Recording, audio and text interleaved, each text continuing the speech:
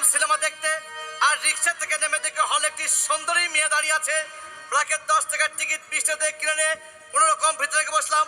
হঠাৎ দেখি পাশে চেয়ারে সেই মেয়েটি আমার পাশেই বসেছে।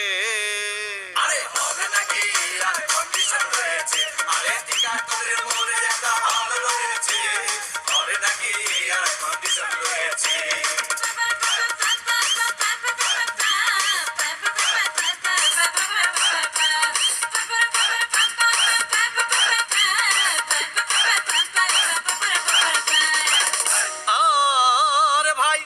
সিনেমা আরম্ভ হয়ে গেল।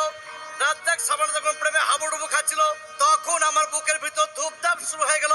হাই, আমি যদি প্রেম করতে পারতাম। তখন দেখি পাশে সিটে বসা সেই মেয়েটি আমাকে চিমটি মেরেছে। আরে হবে নাকি আর কন্ডিশন রয়েছে, আরে টিকাটরের মোড়ে একটা হল রয়েছে, হবে নাকি আর কন্ডিশন রয়েছে।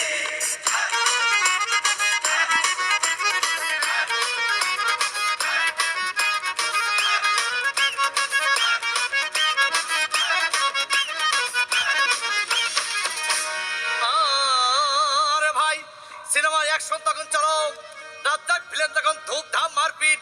আবার সাবানা এসে রাজ্জাককে বলল, আমি তোমাকে ছাড়া বাঁচবো না, তুমি আমার জান। তখন পাশে সিটে বসা সেই মেয়েটি আমাকে ধাক্কা মেরেছে। আরে হবে নাকি আর কন্ডিশন রয়েছে, আরে টিকাটরের মোড়ে একটা হল রয়েছে, হবে নাকি আর কন্ডিশন রয়েছে।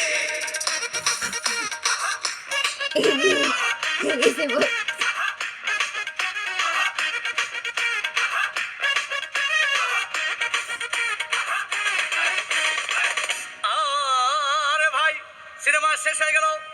মেয়েটি আমার রিক্সায় চেপে বলল, ডার্লিং খুব ক্ষুধা পেয়েছে, গেলাম মোস্তফা হোটেলে, খুব পোলা খাইলাম।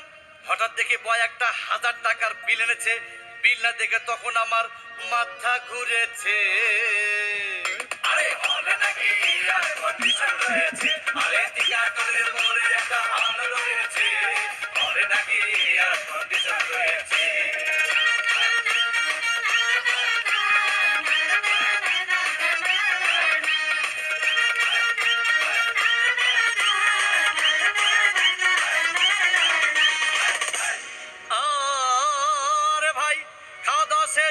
মেয়েটি মিষ্টি হেসে বলল, ডার্লিং আজকের মতো চলে যাই বলে চলে গেল।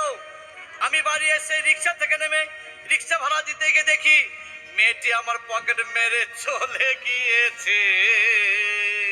আরে হবে নাকি আর কন্ডিশন রয়েছে, আরে টিকাটরের মোড়ে